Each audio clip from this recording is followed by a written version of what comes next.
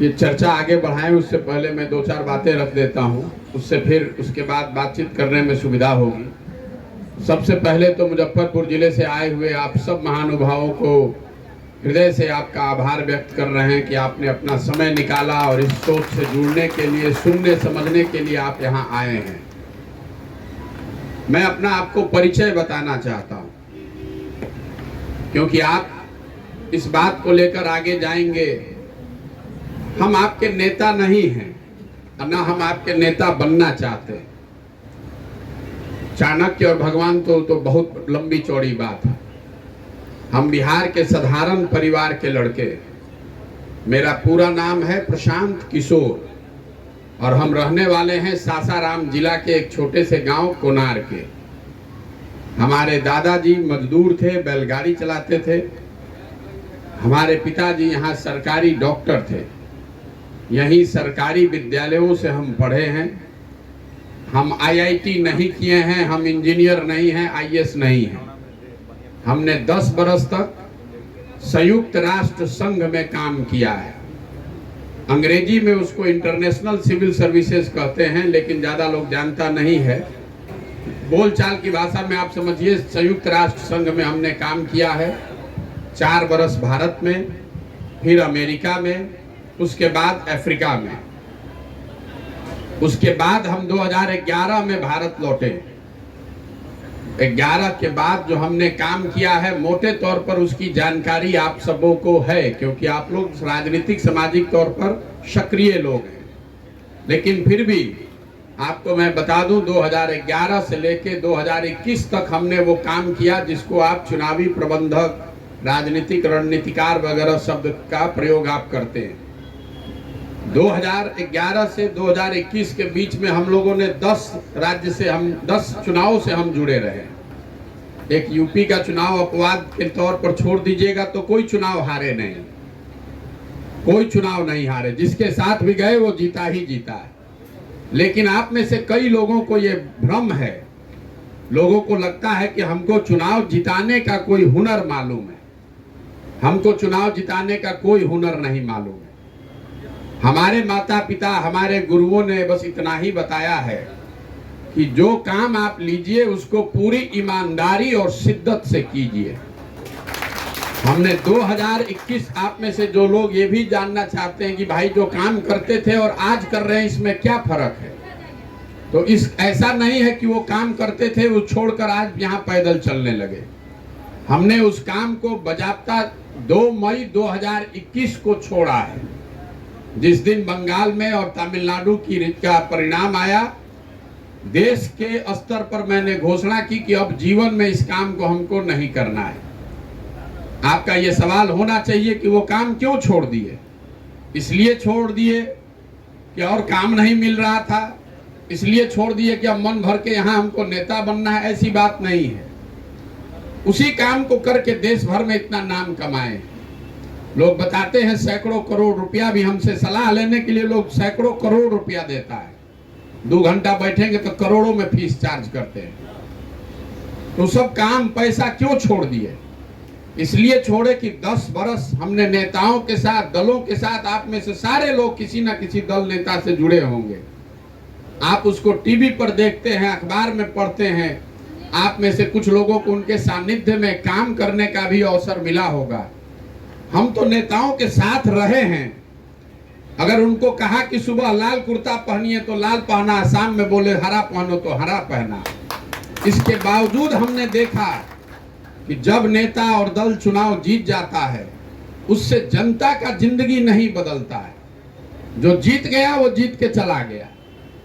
आपको लगता है कि हमारा नेता जीत गया, हमारा विचारधारा जीत गया, हमारा दल जीत गया, अब हम बहुत बलशाली हो गए, अच्छे हो गए।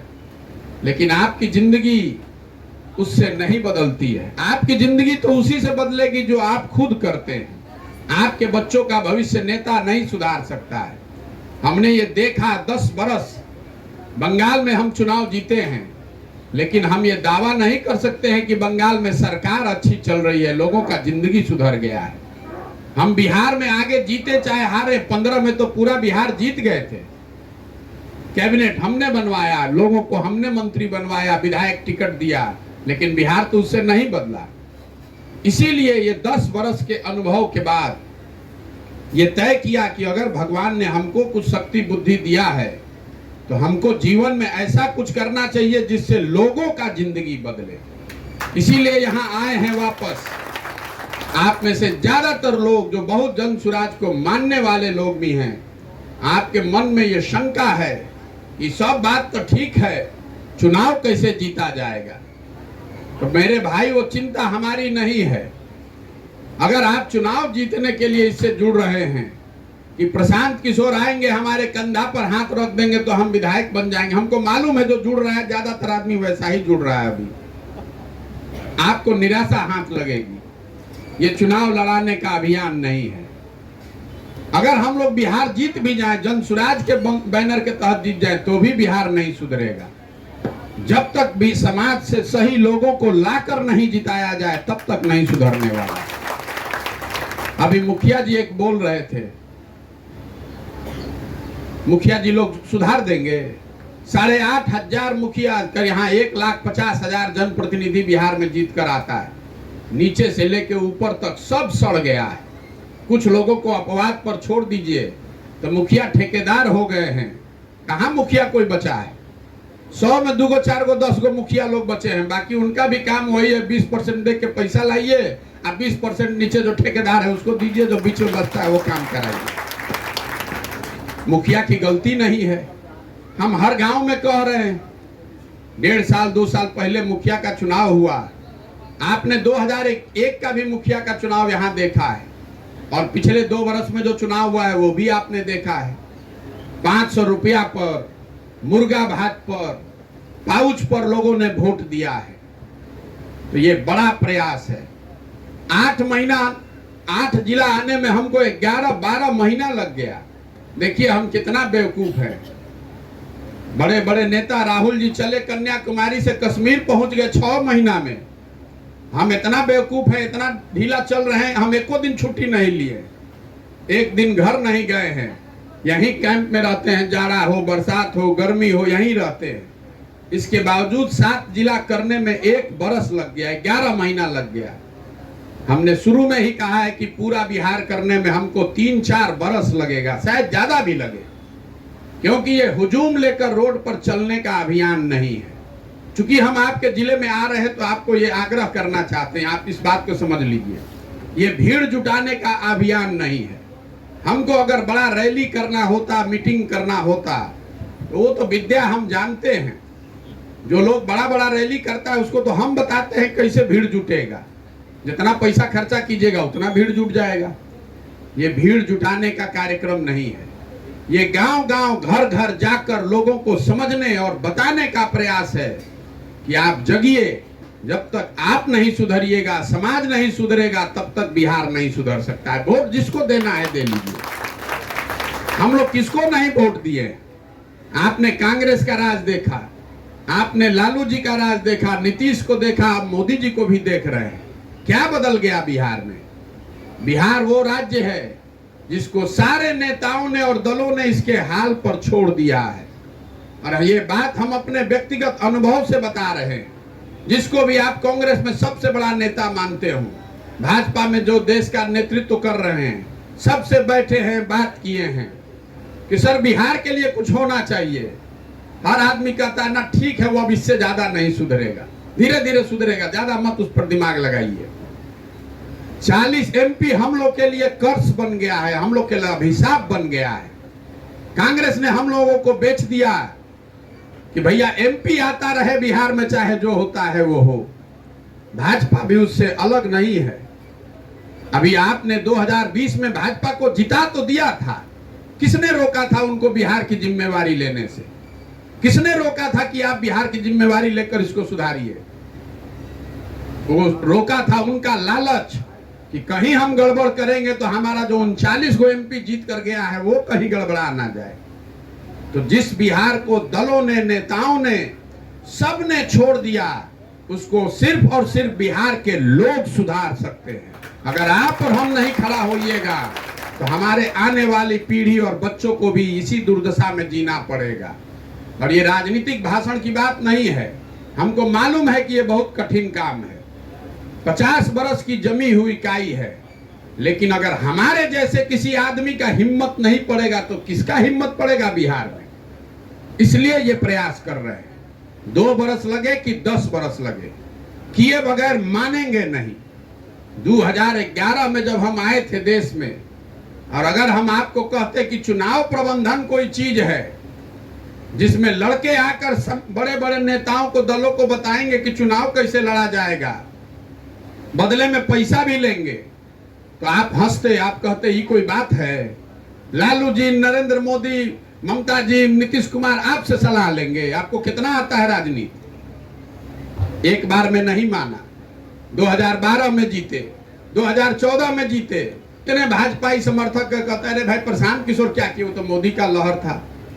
फिर 2015 में मोदी को यहाँ हराया, नीतीश लालू जी को जिताने में कंधा लगाया, तो लोगों ने कहा अरे भाई इसमें ये क्या किए हैं, वो तो लालू नीतीश का जाति का समीकरण था। फिर पंजाब जीते, फिर तेलंगाना जीते, फिर आंध्रा जीते, दिल्ली जीते, तमिलनाडु जीते, पंजाब जीते, पश्चिम बंगाल जीते। तब लोग कहता है अरे भाई कुछ तो करता ही होगा तभी आप जीत रहा है। तो किसी काम को जब बार बार कीजिएगा तभी समाज मानेगा। आज आप ये मान कर आए हैं कि हमको चुनाव जिताने आता है, हमको चुनाव जिताने आए चाहे नहीं, हमको समाज को बदलने के लिए 10 बरस चाहे लगे, जीवन खपाना पड़ेगा। तो अगर आप आए हैं इससे जुड़िए, लेकिन जुड़िए थोड़ा धैर्य लेकर। जहां तक चुनाव जीतने लड़ने की बात है तो वो हम विद्या भूले नहीं हैं, हम उसका उपयोग करना बंद कर दिए। एनडीए कौन बना रहा है, इंडिया कौन बना रहा है, कोई नेता नहीं है जो हमको नहीं कह रहा है, समझा रहा है, कह रहे कहाँ गांव गांव में घूम रहे हैं, आइए इधर देश को संभालिए। हमको वो काम नहीं करना है।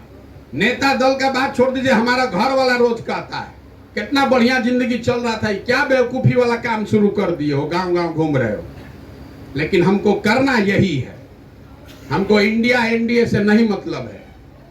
चाहे सरकार इंडिया की बन जाए कि एनडीए की बन जाए, बिहार का दुर्दशा सुधरने वाला है क्या? आपके बच्चों का पलायन रुकने वाला है? चाहे मोदी जी तो बैठे हैं ना 9 बरस से, बिहार का पलायन रुक गया। गुजरात में बन रहा है बुलेट ट्रेन। हम एक उदाहरण रोज देते हैं क्योंकि यहाँ भाजपा के आंख बंद करके समर्थक हैं। हम लोग कहते हैं कि हम लोग जाति पर वोट देते हैं। जरा बताइए मोदी जी के जाति के कितने लोग बिहार में रहते हैं? ये वही समाज है, जातियों से ऊपर उठकर आपने मोदी जी पर भरोसा दिया है। मोदी जी 9 बरस से प्रधानमंत्री हैं। बिहार के लिए उन्होंने कुछ किया कि नहीं, इसको छोड़ दीजिए। बिहार के लिए उन्होंने कुछ प्रयास किया कि नहीं, छोड़ दीजिए। बिहार में विकास हुआ कि नहीं, सब बात छोड़ दीजिए। तो बहस का बात है। जितने भी मोदी समर्थक लोग हैं, हमने भी मोदी जी का झंडा ढोया है 2014 में। आप जब उनका नामों नहीं जानते होंगे तब हम उनका काम करते थे, लेकिन आज 9 बरस के बाद आपको खुली चुनौती दे रहे हैं। 9 बरस से वो आदमी प्रधानमंत्री हैं। अगर बिहार के विकास के लिए, काम की बात नहीं कर रहा हूं, बिहार के विकास के लिए अगर एक बैठक उन्होंने किया है, आप सब राजनीतिक आदमी, एक प्रमाण हमको दिखा दीजिए कि मोदी जी ने आज बिहार के विकास के लिए बैठक किया, काम हुआ कि नहीं, छोड़िए। आप हमको उसका प्रमाण दिखा दीजिए, हम कल से मोदी जी का झंडा लेकर चलने को तैयार है। 9 बरस में जिस आदमी को 1 घंटा समय नहीं मिला बिहार के लिए बैठक करने के लिए, उसको हम लोग आंख बंद करके बंधुआ मजदूर के तरह फिर जाकर मई में वोट देंगे तो आपके हमारे बच्चों का भला कैसे होगा? ये सिर्फ लालू नीतीश की बात नहीं है। लालू नीतीश ने तो पूरे राज्य को मजदूर का फैक्ट्री बना दिया पूरे बिहार को अनपढ़ मजदूर। लेकिन कांग्रेस और भाजपा ने भी हम लोग के साथ न्याय नहीं किया है। तो कल चाहे एनडीए जीत जाए कि इंडिया जीत जाए, बिहार के लोगों को अपनी चिंता करनी पड़ेगी। तमिलनाडु जब देश आजाद हुआ तो हम लोग तमिलनाडु से आगे थे, बराबर के राज्य थे। बिहार तमिलनाडु से आगे था। आज तमिलनाडु बिहार से 6 गुना बड़ा राज्य बन गया। वहां तो ना एनडीए है और ना इंडिया है। वहां के लोगों ने अपनी ताकत से खड़ा किया है। उसको मोदी जी ने तमिलनाडु नहीं बनाया है, सोनिया गांधी, राहुल गांधी ने तमिलनाडु को नहीं बनाया है। तमिलनाडु के लोगों ने अपनी व्यवस्था बनाई।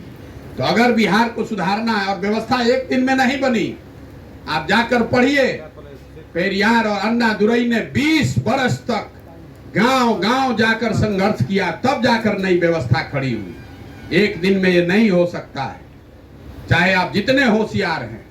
इसलिए आपसे आग्रह है, जब आपके जिले में आ रहे हैं, अगर आप इससे जुड़ना, चुनाव लड़ना है तो भैया जो पहले से पार्टी है उसी में चले जाइए।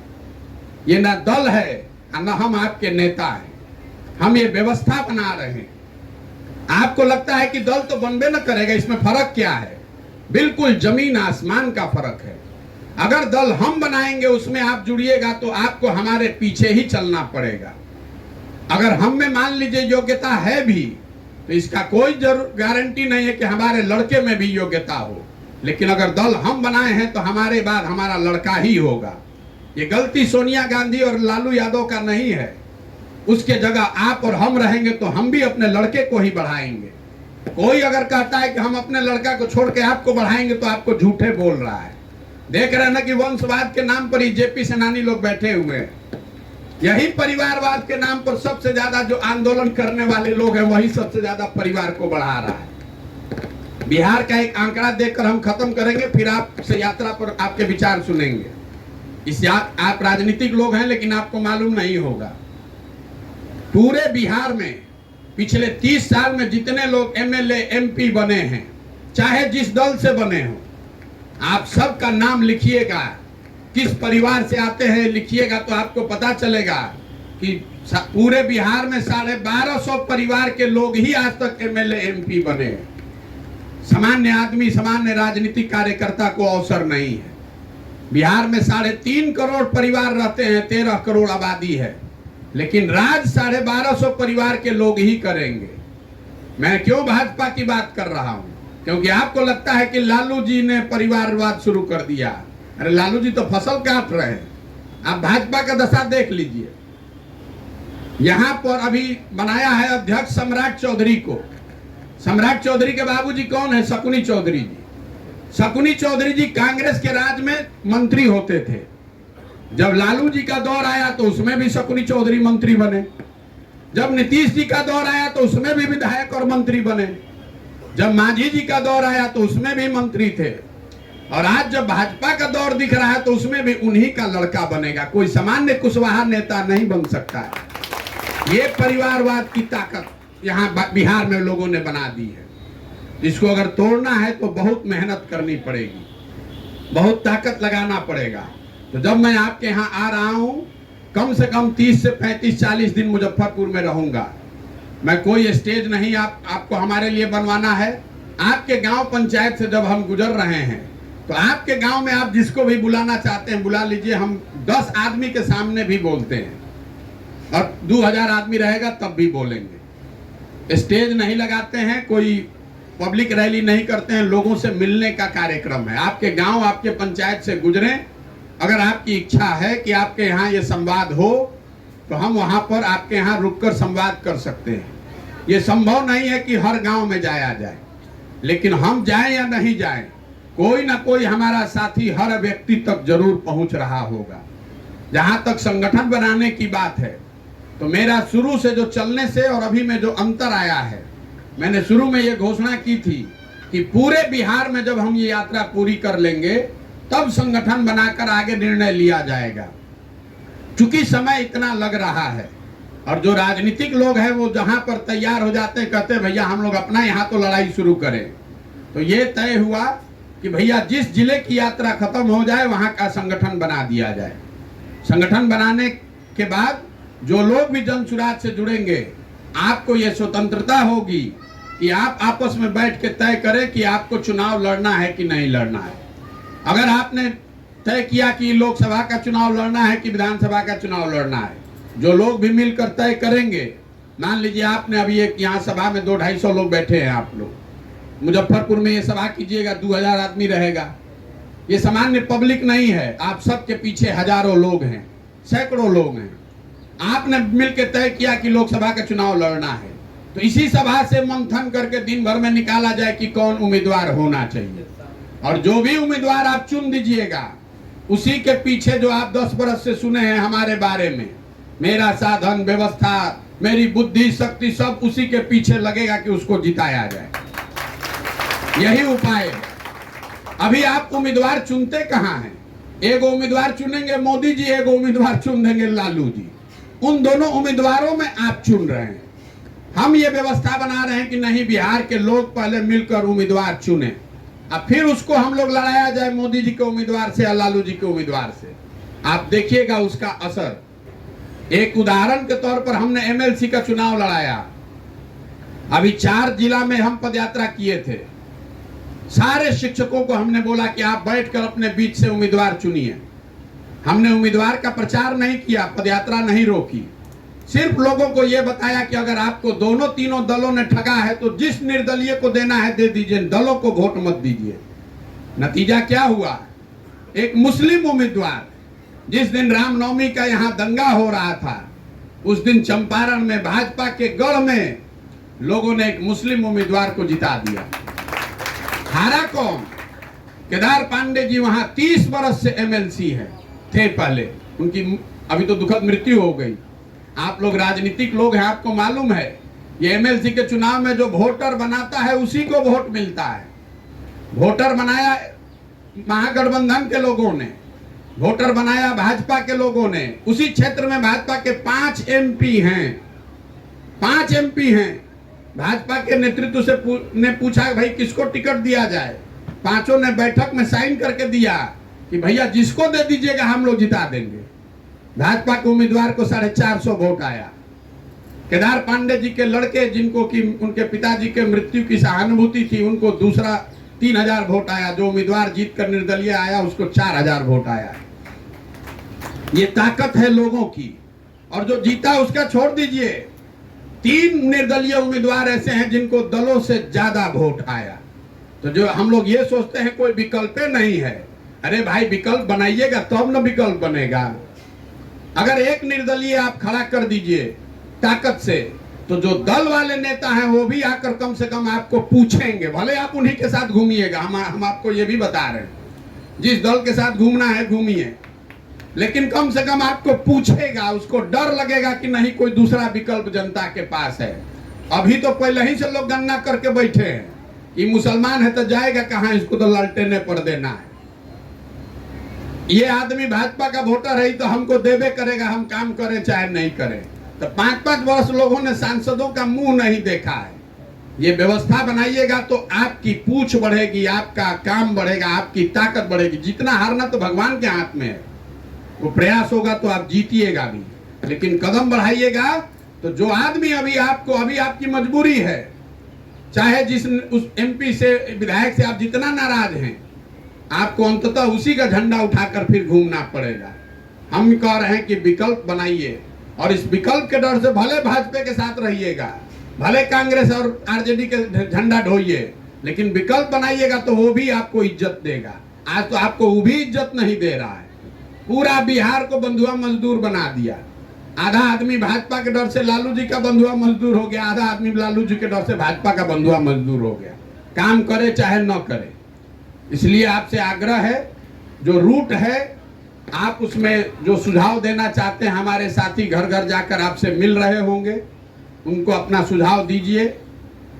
हर आदमी ये कोशिश मत कीजिए कि आपके गांव में चले आए, आप तो इससे जुड़े ही हुए हैं। आप उस जगह पर बताइए जहां जाने का कुछ फायदा है। और कई चीजें एक ही बार अगर जाते रहेंगे तो उसका फायदा नहीं है। अगर मुजफ्फरपुर में ही हम 3 महीना रहे तो उसका क्या फायदा है? फायदा तो तब है जब आप कहिए कि भैया आप 20 दिन में करके जाइए, उसके बाद हम लोग इसको उठाएंगे, आप तब तक सीतामढ़ी निपटाइए, तब न दम है। हर आदमी सोचता है हमारे घर में आके भैया चाय पी लीजिए। तो चाय पीने का, मिठाई खाने का, स्वागत सत्कार, व्यक्तिगत मुलाकात के कई अवसर जीवन में आएंगे। गाड़ी से आप आएंगे तो आपके घर भी आ जाएंगे। तो अभी उस चीज में न पड़े। समाज के नजरिए से अगर आपको लगता है कि नहीं यहाँ जाना चाहिए, तो कुछ जो लॉजिस्टिकल समस्या है उसको ध्यान में रखते हुए, जैसे रात में अगर रुकना है तो हमारे साथ जो सैकड़ों लोग चल रहे हैं, उसका रहना खाना उसका तो व्यवस्था करना पड़ेगा। आपको वो व्यवस्था नहीं करनी है, लेकिन आप कहिएगा कि भैया बगले में यहाँ रुक जाइए, तो बताइए कैसे उठा के वहां कर देंगे? तो नहीं संभव है।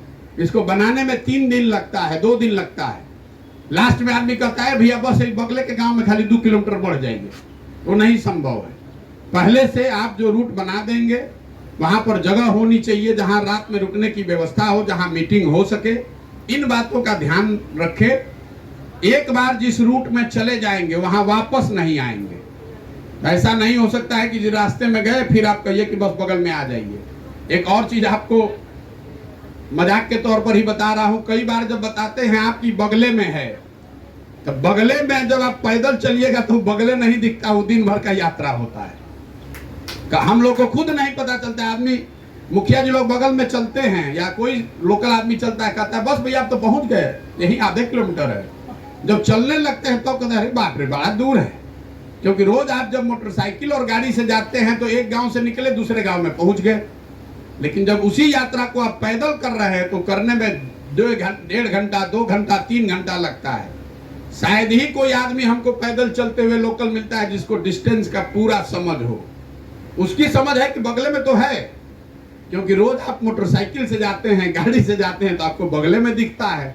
लेकिन जब आप उसको पैदल चलिएगा तो 2 किलोमीटर 3 किलोमीटर 4 किलोमीटर जाने में 1 घंटा, अगर आपने 3 घंटा बढ़ा दिया, 3 किलोमीटर बढ़ा दिया तो 1-1.5 घंटा हो गया। क्योंकि सिर्फ चलना नहीं है, लोगों से मिलना भी है, रुकना भी है, बात भी करना है।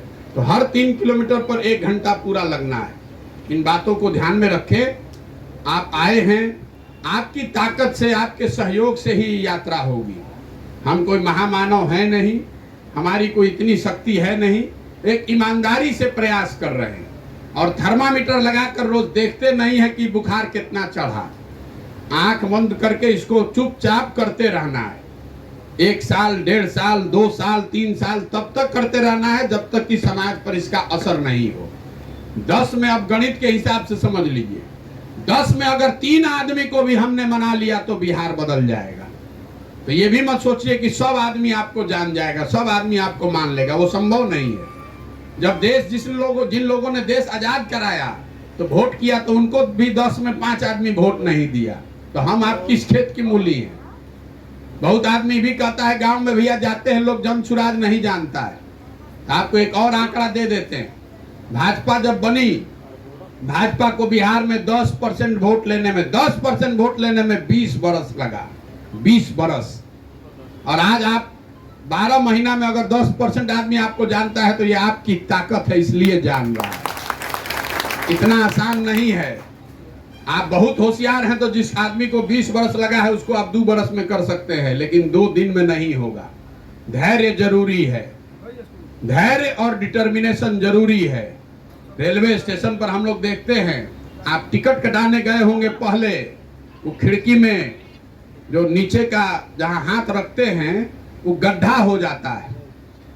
वो पैसा देते और टिकट लेते लेते वो गड्ढा हो जाता है। इतना ताकत है। आप लगातार किसी चीज को करते रहिएगा तो समाज मानेगा ही मानेगा। ये दिमाग से हटा दीजिए कि जाति की व्यवस्था को नहीं तोड़ा जा सकता है, कि लोग जाति से ऊपर नहीं उठेंगे। अगर लोग जाति से ऊपर नहीं उठते तो 14 में 19 में मोदी जी को वोट कैसे देते? आप तुरंत कहिएगा कि वो तो धर्म पर दिए हैं, तो जाति छोड़े ना, कम से कम चाहे धर्म पर दिए हो, जाति छोड़े कि नहीं छोड़े। जो 20% मुसलमान हैं वो जाति पर तो नहीं वोट दे रहे हैं, वो सिर्फ भाजपा के डर से वोट दे रहे हैं। कम से कम 10-15% ऐसे वोटर हैं जिसको ना जाति से मतलब है ना धर्म से मतलब है, वो सिर्फ लालू जी के डर से भाजपा को वोट दे रहा है।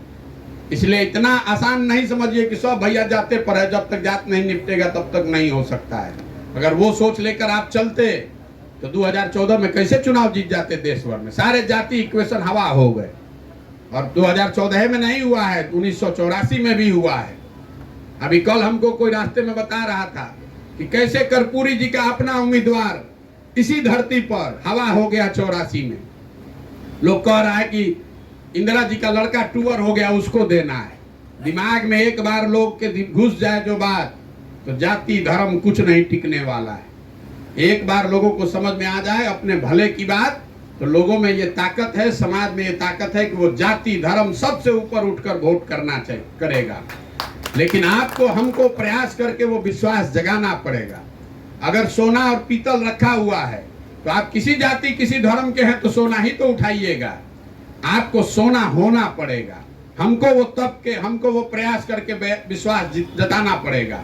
लोगों में एक बार विश्वास बनेगी तो बात जरूर बनेगी। और यही आशा और विश्वास रखते हैं कि मुजफ्फरपुर में अभी तक की जो यात्रा मैंने की है, मुजफ्फरपुर में उससे और बेहतर होगा। और आप जो भी हम लोग कर, एक और व्यवस्था आपने देखी होगी, अंतिम बात कह के खत्म करेंगे।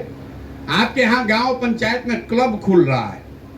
क्लब के लड़के ये भी बताते हैं कि हम जन सुराज के पंचायत के यहाँ अध्यक्ष हैं।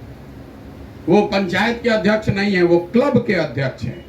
ऐसा इसलिए हो रहा है कि हर पंचायत में बिहार में 8 से 10 बच्चों को मैं अवसर दे रहा हूं क्लब खोलने का, जिसके जरिए समाज में गरीबों के बच्चों को खेल कूद और पढ़ाई की जन सुराज की ओर से मुफ्त व्यवस्था की जा रही है। पूरे बिहार राज्य में 1 लाख बच्चों को यह अवसर दिया जा रहा है। आपके जिले में क्लब खुलना अभी शुरू हुआ होगा, कोई 1000 क्लब के आसपास वहां है। मुजफ्फरपुर में 2,500-3 हजार क्लब खुलेगा। मेरा अपना प्रयास ये है कि हर गांव में कोई एक युवा ऐसा हो जो ये क्लब चलाए। हर क्लब में 100 लड़के जुड़े हुए हैं। ये नीचे व्यवस्था हम बना रहे हैं, उनके माध्यम से गरीबों की मदद करने का एक जरिया बना रहे हैं। तो आपको ये कंफ्यूजन नहीं होना चाहिए कि प्रशांत जी कहे थे कि हम पदयात्रा के बाद संगठन बनाएंगे तो सब पंचायत अध्यक्ष ब्लॉक अध्यक्ष हो गया। जो भी पंचायत अध्यक्ष ब्लॉक अध्यक्ष है वो क्लब का है, जन सुराज का नहीं है। जन सुराज का तो पदयात्रा के बाद बनाया जाएगा। अब आपके जो सुझाव हैं, आपकी जो शिकायत हैं, जो प्रश्न हैं, वो सब आप कर सकते हैं। मेरा गुणगान करने की जरूरत नहीं है कि हम कितने बड़ा भारी आदमी हैं। जो हैं, जो नहीं हैं, वो सब आपके सामने हैं। आपके मन में अगर कोई प्रश्न है, सुझाव है इस यात्रा को लेकर, मुजफ्फरपुर को लेकर, तो आप बिल्कुल वो बताएं। बहुत बहुत धन्यवाद।